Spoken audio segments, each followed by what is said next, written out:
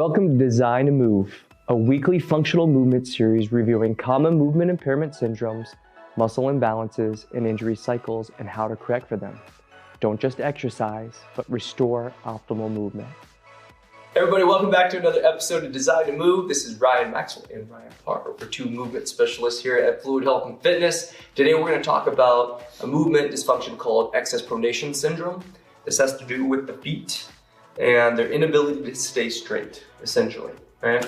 So a lot of us have issues with the foot where it will roll out or abduct away from the middle of the body.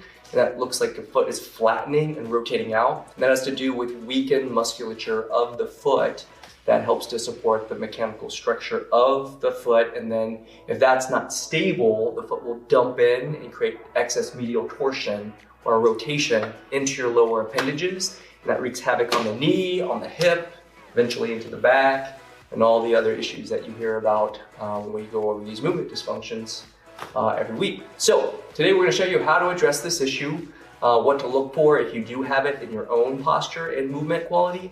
If you have questions on any of the information, you can reach out to us at admin@fluidhealthandfitness.com. We do write a blog on the series. It's in the description below. Make sure to click on the link and go take a gander. And we have a table of contents to the side. You can see that here. And we break it down by segment with a condensed version at the very end. On that note, let's get you up and get started. First segment is mobility and release. I want to show you how to release the plantar flexors of the ankle and the groin muscles, the adductors of the femurs. So the first set of muscles that we're going to release are the plantar flexors of the ankle. So Ryan, show them your delicate feet here. Got long, delicate feet. So the plantar flexors are the muscles that pull the toes down towards the floor. They help with propulsion when you're walking, right? A lot of times they're tight. And so what happens is the plantar flexors that push the toes down, they also evert the foot out, which means it rotates from inside out. So medial to lateral out, okay? So a lot of times when these guys are tight, especially your peroneals or your lateral gastrocs or soleus, these are all, again, plantar flexor muscles. They have a tendency to rotate the toe out. And that's going to change what we call your progression angle, your foot progression angle. Now, the ankle should be pretty level when you step on it. So when you hit the ground and then you roll into, again, mid stance, this would be mid stance. You want the heel bone, this guy right here, called the calcaneus, to be in line with your second toe or second metatarsal. So if it goes out of that line and you start to kick out, that creates a lot of torsion at the ankle where it will roll in against that and start to carry the whole leg in with it. Okay, now that's important, as what we're going to talk about today is reducing the pressure gradient of the muscles that facilitate that initial action, and then how that systemically leads up to tighter compressed groin muscles that are again being rotated into compression and they become tight too. So that then changes the whole symmetry of what's called the anterior line or oblique line. And then by extension, the back musculature too, that helps to keep us upright and maintain our posture, okay? So once again, remember, foot angle needs to be neutral, heel over the second toe. We wanna look for that as we're moving up. You see that as a distortion in your own movement patterns, this one's for you, okay? So today what we're gonna do is use a little lacrosse ball to help to reduce the pressure points and excess tension and these gastrocs, peroneals, and soleus. And we're gonna get on the table to do that. So Ryan's gonna kick his leg over.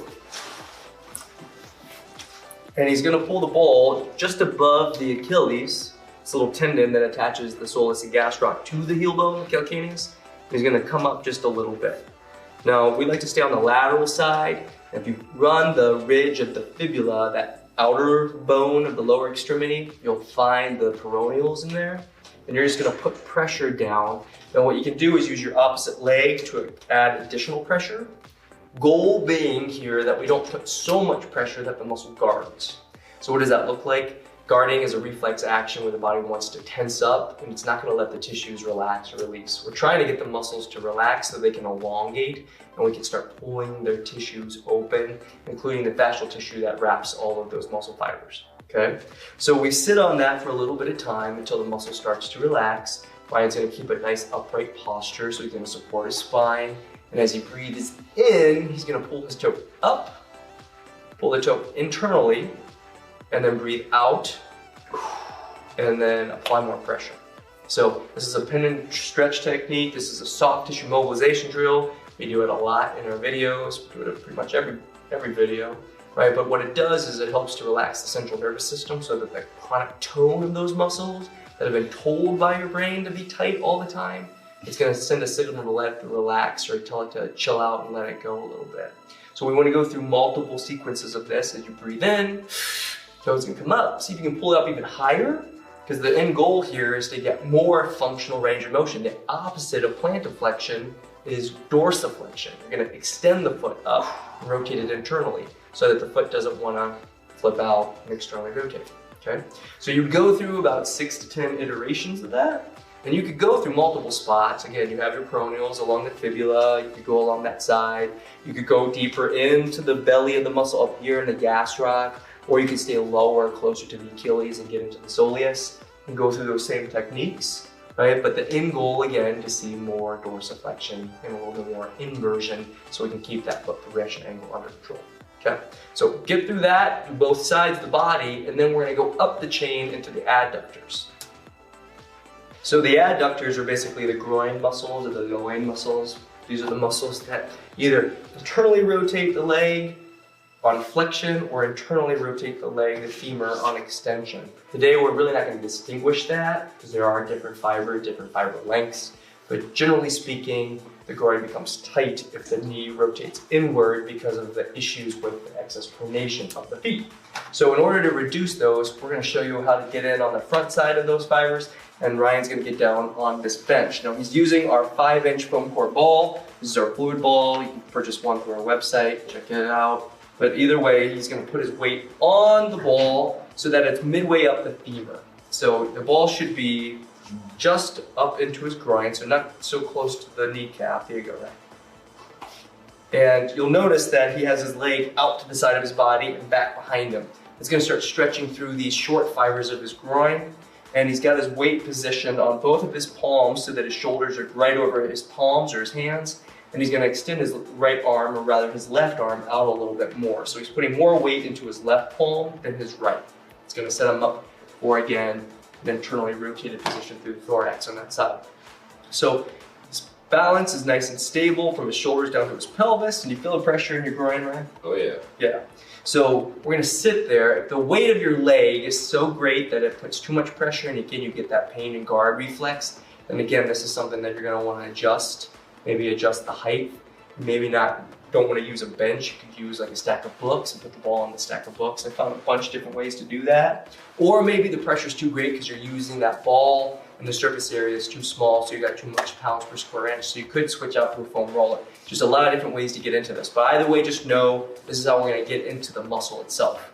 Now, to do that pin and stretch technique like we just did on your calves, you're going to breathe in, externally rotate your hip back, so his foot is rotating towards the ceiling, and then breathe out and rotate it back in and create more pressure into the ball as you sink your leg down onto it. Now again, the process of the stretch and the release should help to relax the muscle so you get an increase in passive tone in the muscle fibers, and it'll give him a chance to get that ball deeper into the belly of the muscle and start to elongate and stretch those fibers open. So he's going to go through that about 6 to 10 times, and then he's going to switch over to the opposite side. Remember, this is a derivative of the lack of stability in the foot, which leads to compressive forces and shortening of these muscles. Because they attach the leg to the pelvis, they do move the pelvis around, and that again is going to systemically lead up the canine chain. So make sure to take some time on this, 60 seconds to 90 seconds on either side, and then we'll move into our next segment. This segment is called activation. Here's where we're going to target the specific little muscles that help to stabilize the body and offset the additional pressure of the overactive muscles. These are normally considered phasic or discontinuous. And today we're going to target the abductor hallucis muscle of the foot. It helps to maintain the arch of the foot. Let's get going. Structurally, the mechanics of the foot with the bones, the tarsals, they are meant to help to support and actually create a natural arch of the foot. But they're also supported by two different other structures, your fascia of your foot, the aponeurosa, which we'll call, plantar fascia, right? But also there are muscles of the foot too that pull the toes up So it goes like this, or pull them back, and it creates a transverse and medial arch. And one of the big muscles that's responsible for that is called the abductor hallucis. Now, a lot of people with flatter feet, they don't have that, and it's customary to see their feet, again, fan out and have excess pronation. So what we want to do is use a rubber band, like you see here on the floor, to pull the toes back towards the heel to encourage the muscles to get stronger that create that arch. Now, if you'll notice on my foot, if I do that, you can see the inside of my ankle. If I pull it up, the ankle will start to rotate externally, and it will actually pull the tarsals inward and adduct them. So that actually creates that arch, and it allows the knee to track evenly. Now, if I do that, it'll offset that additional foot position so that we keep the foot tracking neutrally, like we talked, the foot placement, right? We don't want it to displace. We want the heel to be right in line with the second toe.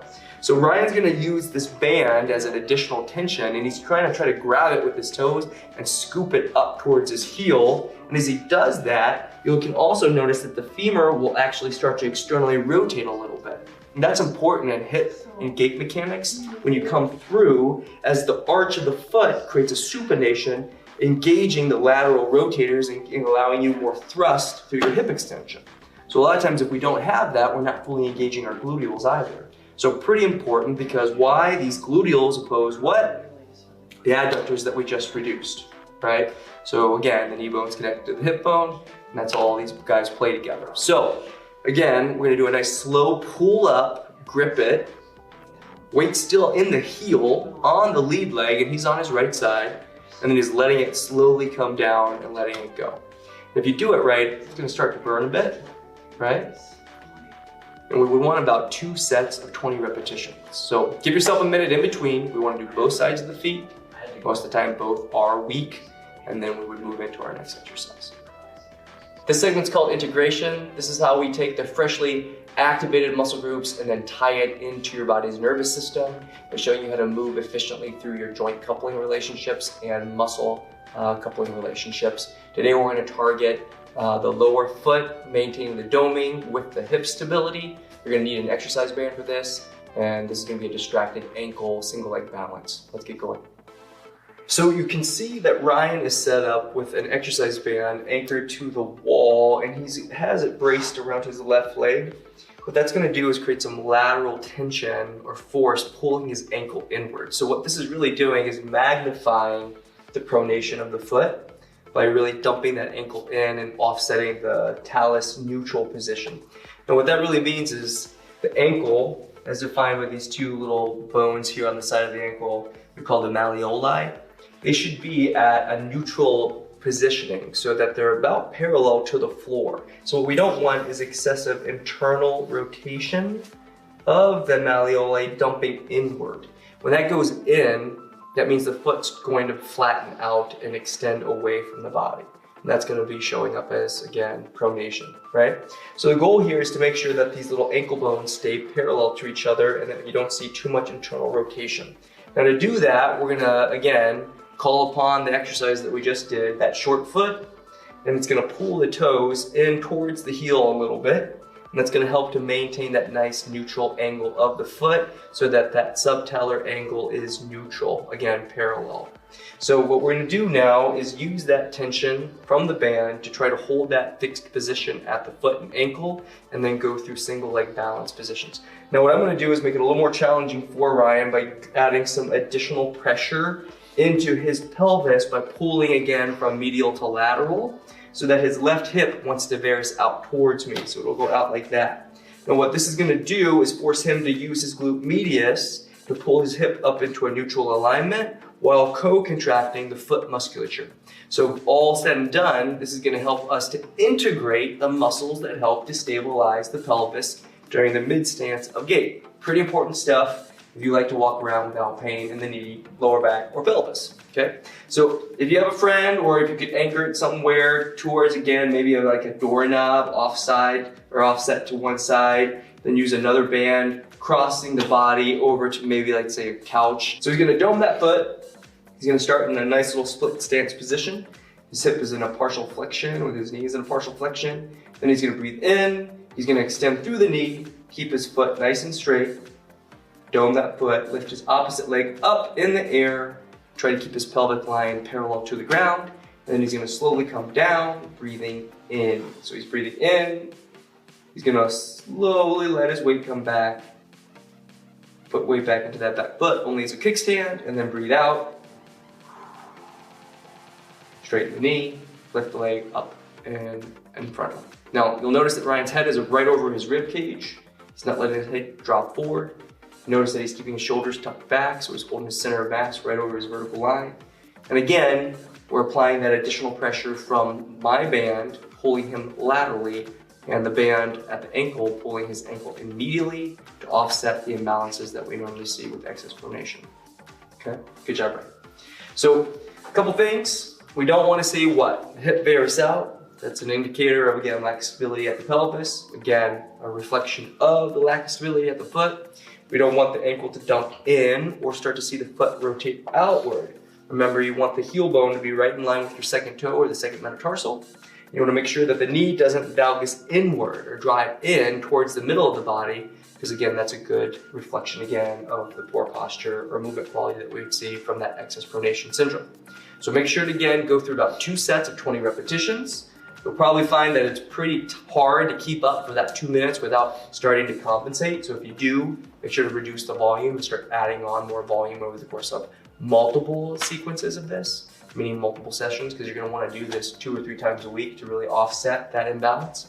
And then as you get better with it, you can start adding on additional pressure like this band, or scooching away from the wall a little bit so that there's additional pressure at the foot. Again, if you're prone to plantar fasciitis, make sure to be careful of this with the additional band. Make sure to contraindicate it without the band first and see if your foot can tolerate it, and then we can start adding that additional load. That wraps us up for integration. Let's get started with the next segment. Last segment is strength. And here's where we overload your muscles that are responsible for maintaining global stability and posture. Today we're going to go into the medial hamstrings. We're going to focus on the foot musculature that dorsiflex and extends the foot, and again, the hip extensor muscles, all responsible for maintaining nice neutral lines as you're walking, and that'll overload the body and get it nice and strong and stiff. Let's get going. This is going to be a single leg elevated hip extension. Now, before we get into this, just make sure that you understand that this is not for the faint of heart. This takes a lot of strength around your pelvis and the ability to stabilize a knee in a fully extended position. So caveat for all of those people watching this, if you can't do this position without seeing your hip start to tilt down or up excessively, then you're probably not going to have enough strength to support this movement efficiently without, again, creating more compensations and potentially injury cycles. So do not do this unless you can keep your hips basically parallel to the floor through the entire motion. Okay, we'll make sure to make note of that as we go through this so that you can see it in yourself. And then again, reduce the intensity if need be by bending the knee or putting both legs on the bench. Okay, so now that we got that out of the way, we're going to make sure that we understand what we're trying to do here. So the setup is the heel is on the bench here. It's about, 18 inches off the ground. And what we're trying to do with Ryan is get him to lift his hip up off the ground by only engaging his gluteals. Now again, there's going to be some byproduct in the hamstrings and the calves, but our goal here is to try to initiate the hip extension by clenching his glute and lifting his hip off the ground. So Ryan, go ahead and do that with both legs to show him what it looks like. Now as he does that, most of us like to do this. Whoop. Which again is a direct reflection of what we were just talking about with the excess pronation of the foot, right? It leads to the orientation of the ankle going out and the foot going with it. So what we're going to try to do is make sure that we keep that progression angle from the heel to the second tarsal or second toe as we push our body weight up off the ground, clenching through our glutes and lifting up. Now when we lift up, there's a couple things you're going to want to start off with. First, make sure that your core is stable by engaging intra-abdominal and intrathoracic pressure. Both are fancy ways of saying I'm going to flex my abs to support my lumbar. You can breathe out to do that. When the tension is around the midsection, then you can breathe in, fill up the thoracic, which is going to give you intrathoracic pressure. Your rib cage is going to expand. And then with that pressure, you're going to lift up.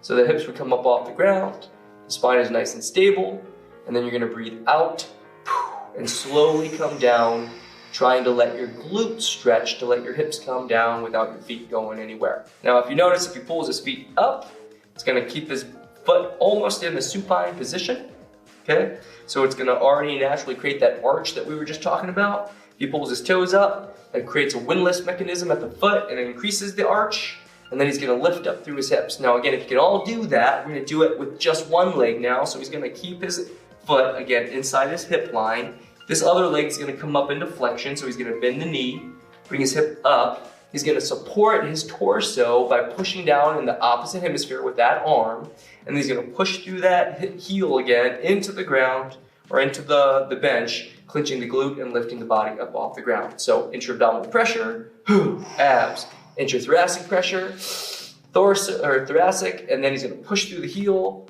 lift up, and I can look at his hip line and it's nice and stable, parallel to the ground, and then he's gonna slowly come down to a count of 4, letting his hip come back down to the ground. Let's do one more set, or one more rep. Again, intra-abdominal pressure, abs, intrathoracic, ribs, push through the heel, lift the hip up. You're putting pressure down on the right palm and coming down together. So there's a contralateral reciprocation between the pressure of the lat when you push your right arm down, following that with pressure from the hip on the left side, creates a nice little sling across the body from the right shoulder to the left hip, and it allows him to get into his medial hamstrings back here. It allows him to use his dorsiflexors, the ones that oppose the plantar flexors. It's still gonna get into that abductor hallucis like we charged before, and activate his glute all at the same time. Good job, Brian. So we're gonna try to shoot for, again, about 2 sets of 20 repetitions. Remember, the time under tension that we're shooting for is about 2 minutes. We select that intentionally because we want to target your muscles that help to hold the positioning of these joints, and again, the axis of rotation of the levers. If we do it in the right way, it helps to set up your joints so that they properly function, so there's not enough or not too much wear and tear going on in the joint center, and we don't recruit muscles or other connective tissues that are going to, again, put them into a disease state and eventually lead to strain or trauma or injury. So remember, go for about 2 sets of 20 repetitions with a minute of time in between on both sides. If you fatigue beforehand, you start to see distortion, toes roll out, again, your knee starts to buckle, you start to feel too much pressure on the outer lateral hamstring, or again, you start to see an asymmetry in your hip, all of which are compensations. Stop. We wanted to get to fatigue at the glute, not in these other mechanisms. That's going to set up other injury cycles down the road, so don't do that. Okay, so again, 2 sets of 20 repetitions. If you can get through again half of it, do half, give yourself a little break, and then get through the rest, and then that would bring us to the end of this cycle. We hope you liked the video today and got a lot of information out of it. Remember, we talked about excess pronation syndrome. This has to do with the inability of the foot to maintain its natural arch. This happens because of inappropriate shoe wear, not being able to actually engage the muscles, not understanding that you need to engage the muscles. Sometimes it has to do with genetic factors, tight calves, or again, congenital issues like really tight Achilles. But either way, just recognize that it's important that we understand the foot has a lot of neurons in it. It feeds a lot of information up to our brain and our central nervous system about how to stabilize our body. And if there are deviations around the foot angle so that you're not able to absorb force from the ground appropriately, it will then have an impact on the knees, hips, spine, and pretty much everything else in the body. So today we hope that you got a lot from it. If you need more information, again, go to the blog, read up on that topic. And again, you can always reach out to us at admin@fluidhealthandfitness.com. We welcome your questions and would love to see you moving better. So on that note, your body's designed to move, so stay in motion. We'll see you next week for another episode.